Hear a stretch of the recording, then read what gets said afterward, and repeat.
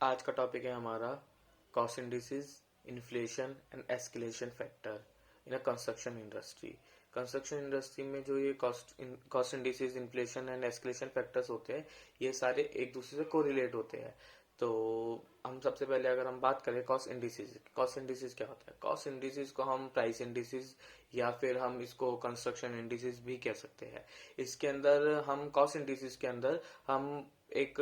जो एक project start होता है जब हमारा, तो हम इसके अंदर एक सर्टेन इंटरवल्स के अंदर या एक एक महीना या क्वार्टरली, या अगर बहुत लंबे टाइम का प्रोजेक्ट है, 4 इयर्स या 10 इयर्स का प्रोजेक्ट है, तो ईयरली भी हम इसकी जो कॉस्ट होती है उसको हम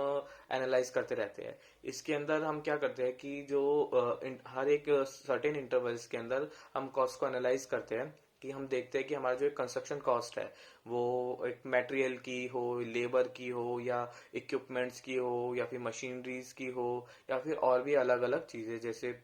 हमारे एम्प्लॉयमेंट के लिए जैसे हम अपने इंजीनियर्स रखते हैं उनकी कॉस्ट हो। तो क्योंकि हमें पता है कि टाइम के साथ साथ चेंज होती रहती है, तो हम ये चीज हम एक सर्ट अपने नोट में रखते हैं कि ये सारी जो कॉस्ट है हमारी, वो कैसे किस तरीके से किस किस इंटरवल के हिसाब से और कितने कितने परसेंट या फिर कितने कितने एक फैक्टर के हिसाब से हमारी ये इंक्रीज हो रही है। इसके अंदर जो मेजर रोल होता है हमारा लेबर कॉस्ट होती है, मटेरियल कॉस्ट होती है, कि सर्टेन टाइम इंटरवल्स में हमारे कैसे कैसे कॉस्ट बढ़ रही है या फिर क्या क्या कॉस्ट आ रही है हमारे कंस्ट्रक्शन को वर्किंग बनाए रखने के लिए। तो अगला पॉइंट जैसे आता है हमारा इन्फ्लेशन। इन्फ्लेशन क्या करता है कि इन्फ्लेशन का मतलब है कि हम हमारा जो जो प्राइस है, जो हमने सोचा था कि हमारा ये एक सर्टेन प्राइस होगा, कि ये मतलब हमने सोचा कि एक हमारा जो प्रोजेक्ट है कि ये खत्म हो जाएगा 100 रुपए के अंदर, बट क्या हुआ कि जब वो खत्म होने पे आया तब उसकी प्राइस कुछ बढ़ गई। हो सकता है वो 110 115 रुपए हो गई हो। तो अगर हमारी ऐसे कॉस्ट बढ़ जाएगी तो क्या होता है, ये डायरेक्ट इम्पैक्ट पड़ेगा कि हमारे इकोनॉमी पे भी, हमारे कंस्ट्रक्शन के ऊपर भी इम्पैक्ट पड़ेगा, मनी के लिए कॉस्ट के ऊपर भी बहुत ज्यादा इम्पैक्ट पड़ रहा है इस वजह से। तो हम इसको पता कैसे कर सकते हैं कि अगर हमने आज एक काम शुरू करा है तो ये आने वाले टाइम तक वो कैसे कितने कॉस्ट तक में वो कंप्लीट हो सकता है। ऐसा तो नहीं है कि हम कोई भी एक प्रोजेक्ट कर रहे हैं या फिर हम कोई भी प्रोजेक्ट कर रहे हैं, उसकी आज जो कॉस्ट है वही आने वाले 2 साल में जब वो खत्म हो रहा है, 1.5 साल में जब वो खत्म हो रहा है, तो वो उतनी ही उसकी कॉस्ट है। तो इन्फ्लेशन का मतलब है कि ये इस इन्फ्लेट का मतलब होता है कि अ, अम, एक कुछ सर्टेन परसेंटेज वाइज एक अमाउंट जो कॉस्ट होती है हमारी, जो एक फिक्स्ड कॉस्ट होती है, जो करंट एक फिक्स्ड कॉस्ट होती है, वो एक सर्टेन इंटरवल ऑफ टाइम के अंदर वो कितनी बढ़ रही है, किस हिसाब से उसकी वो बढ़ रही है। अब इसके अंदर अलग अलग फैक्टर्स होते हैं, जैसे ये एस्केलेट होने का रीजन हो सकता है कि मार्केट डिमांड हो, कि सप्लाई चेन बहुत कम है लेकिन मार्केट डिमांड बहुत ज्यादा है, तो वो इन्फ्लेशन उसकी बढ़ती जाती है, मतलब उसके मनी जो कॉस्ट होती है वो बढ़ती जाती है। हो सकता है कि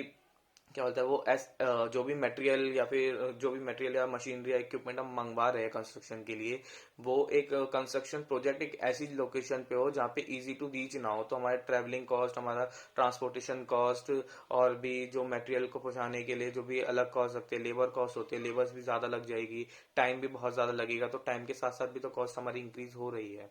तो ये सब भी इन्फ्लेशन का एक पार्ट होता है। लेबर कॉस्ट होती है, हर कुछ 6 महीने साल भर में हमारे को एक जैसे गवर्नमेंट का रूल है कि क्या बोलते हैं, लेबर की कॉस्ट बढ़ती रहे, मतलब जो एक कॉस्ट ऑफ लिविंग है वो टाइम के साथ साथ इंक्रीज होती जाती है, उसको हम बढ़ाते रहना चाहिए फॉर अ गुड रीजन। तो इसकी वजह से भी हमारी कंस्ट्रक्शन कॉस्ट बढ़ रही है। मटेरियल है, आज मटेरियल की सप्लाई बहुत ज्यादा है, तो हो सकता है उसकी जो कॉस्ट है वो एक सर्टेन एक कॉस्ट मिल रही हो, लेकिन आने वाले टाइम में हो सकता है कि मटेरियल जो बन के आ रहा है, या फिर हम उसको जैसे स्टील है हमारा, आयरन हो गया हमारा, तो और सैंड हो गया, हो सकता है उस जगह जहां से भी हमारे को आ रहा था, आयरन आ रहा था या फिर सैंड आ रही थी, वो वहां उस जगह पे जो अवेबिलिटी है वो कम हो गई, तो हमारे को दूसरी जगह से मंगानी पड़ रही हो, और वो दूसरी जगह और भी ज्यादा दूर पड़ रही हो, तो उसका जो मैन्युफैक्चरिंग कॉस्ट है वो सब इंक्रीज हो रहा है। उसकी वजह से एक इन्फ्लेशन आता है, हमारे जो इन्फ्लेट होता है, हमारा जो प्रोजेक्ट कॉस्ट है वो इन्फ्लेट होती है। तो गवर्नमेंट ने एक रूल बना रखा है कि जैसे हम अब इसको पता करने के लिए हम जैसे गवर्नमेंट की अलग अलग वेबसाइट या अलग अलग चीजों से देख सकते हैं, जैसे आरबीआई है, तो आरबीआई जनरली एक क्वार्टरली रिपोर्ट्स निकालता है कि किस हिसाब से हमारा क्या बोलता है ग्रोथ हो रही है, तो किस हिसाब से इन्फ्लेशन भी हो रही है। तो आरबीआई ने एक सेट किया हुआ है, कुछ कुछ चीजें सेट करी हुई होती है कि जैसे इंडिया के हिसाब से हम बात करें तो आरबीआई ने सेट किया हुआ है कि 5 से 7% के बीच में हमारी इन्फ्लेशन होगी। तो हम अगर हम जो भी कंस्ट्रक्शन प्रोजेक्ट है अगर हम उसको लेने जा रहे हैं या फिर उस पर काम करने जा रहे हैं, तो हम एक उनके हिसाब से भी एक सेट मेथड के हिसाब से भी चल सकते हैं कि जैसे वो बोलते हैं कि हर साल 5% के हिसाब से या 7% के हिसाब 6% के हिसाब से हमारा जो कॉस्ट है वो बढ़ जाएगा। तो अगर आज 100 रुपये लग रहा है तो अगले साल वो हो सकता है 106 रुपये लगे, और उसके अगले साल हो सकता है 113 112 13 रुपये हो जाए जो करंट कॉस्ट है उसकी उस हिसाब से। तो उसके हिसाब से हमारे को भी इन्फ्लेट करना पड़ेगा, उसके हिसाब से हमारे को भी बढ़ाना पड़ेंगे पैसे, अपने जो कॉस्ट है उसको हम अपने नोटिस में रखना पड़ेगा हमारे को। तो उसके हिसाब से हमारे को प्रोजेक्ट भी लेना पड़ेगा। कुछ चीज़ ऐसी होती है जब हम प्रोजेक्ट लेने जा रहे होते हैं, जैसे गवर्नमेंट प्रोजेक्ट्स होते हैं, तो हम क्या करते हैं कि जो गवर्नमेंट होती है हमारे को प्रोवाइड कराती बोल देती है कि जैसे कुछ सर्टेन मटेरियल्स है, जैसे जो बहुत ज़्यादा क्वांटिटी में या बहुत ज़्यादा अमाउंट के जो आइटम्स हो गए, जैसे हमारा आयरन हो गया, हमारा हमारा सैंड हो गया, हमारा हमारा एग्रीगेट हो गया, या फिर हमारा कंक्रीट हो गया, हमारी लेबर हो गई, जो ये मेजर पार्ट रोल करती है कंस्ट्रक्शन प्रोजेक्ट के अंदर। सबसे ज़्यादा मेजर पार्ट रोल करने वाली लेबर होती है, क्योंकि सबसे ज़्यादा काम वही करती है। अगर जब वो टाइम के साथ साथ बढ़ रहा है तो एक कितने अमाउंट कितने किस हिसाब के परसेंटेज के हिसाब से हमारा वो इन्फ्लेट हो रहा है, तो उसके हिसाब से हमारे को एक इन्फ्लेशन कॉस्ट भी मिलती है कि हम अगर हमारा हम बोल रहे हैं कि हमारा जो लेबर है वो 100 रुपये लग रही है हमारी, और आने वाले साल भर बाद हमारी जो हम लेबर हम दे रहे हैं वो 106 रुपये हमारे को देनी पड़ रही है। तो ये भी एक एडजस्ट करने वाला लेवल होता है, तो हम उसको भी उस हिसाब से कंस्ट्रक्शन में एडजस्ट कर सकते हैं। फिर अगला पार्ट आता है हमारा एस्केलेशन फैक्टर्स। एस्केलेशन फैक्टर्स क्या होता है? Escalation factor directly correlate to inflation cost indices then inflation. Cost indices में पता लगाते हैं कितने सर्टेन इंटरवल्स के साथ टाइम में कितने सर्टेन इंटरवल में हमारा क्या क्या कॉस्ट बढ़ रही है या कम हो रही है, जो भी है हमारा हमारा क्या कंस्ट्रक्शन कॉस्ट क्या क्या आ रही है। अगर आज हमने एक कंक्रीट वर्क किया, उसकी एक सर्टेन कॉस्ट आ रही है, लेकिन वही 3 महीने बाद हमने किया तो उसकी कॉस्ट बढ़ गई या कम हो गई या स्टिल सेम है, तो हम उसको एक ग्राफिकल स्टैटिकल मेथड से हम कर सकते हैं। तो वैसे ही हमारी जो एस्केलेशन फैक्टर होता है, हम उसके हिसाब से अब हम हमारे को पता लग गई कि हमारी इन्फ्लेशन इस हिसाब से बढ़ रही है हमारी, तो हम अब आइटम के हिसाब से हम जो एस्केलेशन फैक्टर्स होंगे वो आइटम के हिसाब से या फिर कोई एक पर्टिकुलर वर्क के हिसाब से, या फिर हम उसको मटेरियल के लेबर लेबर के हिसाब से, या फिर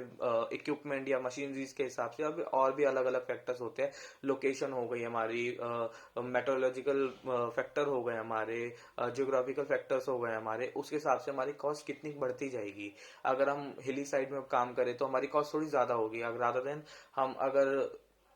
हम काम कर रहे हैं प्लेन एरियाज में काम कर रहे हैं तो वहां पे थोड़ी कॉस्ट कम रहती है। तो एस्केलेशन फैक्टर्स उसके हिसाब से भी हमारे लगाए जाते हैं। तो हम ये जनरली हमारा होता है परसेंटेज के अंदर कि हम परसेंटेज वाइज कैसे एस्केलेशन फैक्टर्स लगा रहे हैं कि एक काम के अंदर कि हमने बोल दिया कि हमारी इन्फ्लेशन तो इतनी है, बट हमारा उस सर्टेन मटेरियल के लिए कि हम बोलते हैं 5% इन्फ्लेशन हम लेके चलते हैं, 5% इन्फ्लेशन हो रही है हमारी ओवरऑल प्रोजेक्ट के अंदर, ओवरऑल सारी कॉस्ट मिला के। लेकिन हम एक सर्टेन पार्ट की बात कर रहे हैं कि हमारा एक मेजर रोल आता है लेबर के अंदर। हम ये कहते हैं कि हमारा मटेरियल में तो 4% ही हो रहा है, लेकिन लेबर कॉस्ट में हमारा 6% इंक्रीज हो रहा है, तो वो एस्केलेशन फैक्टर हो गया। अगर हम सिर्फ लेबर लेबर की एस्केलेशन फैक्टर की बात करें तो वहां पे हम 6% उसको लगा सकते हैं कि हम बोल सकते हैं कि हमारा 6% जो लेबर एक्सपेंस है हमारा 6% के हिसाब से बढ़ रहा है। तो हम जो प्रोजेक्ट कॉस्ट है उसको हम रिवाइज करके उसको चेंज करके जो उसकी जो कॉस्ट है उसकी एक्चुअल कॉस्ट से उसको रिवाइज करके हमारी जो फाइनल कॉस्ट आ रही है वो क्या आ रही है, इन्फ्लेशन के हिसाब से हमारी फाइनल कॉस्ट क्या आ रही है, वो होता है हमारा एस्केलेशन फैक्टर, जो कि हम जनरली हम परसेंटेज के अंदर हम लेते हैं। तो आज का यही टॉपिक था। Thank you.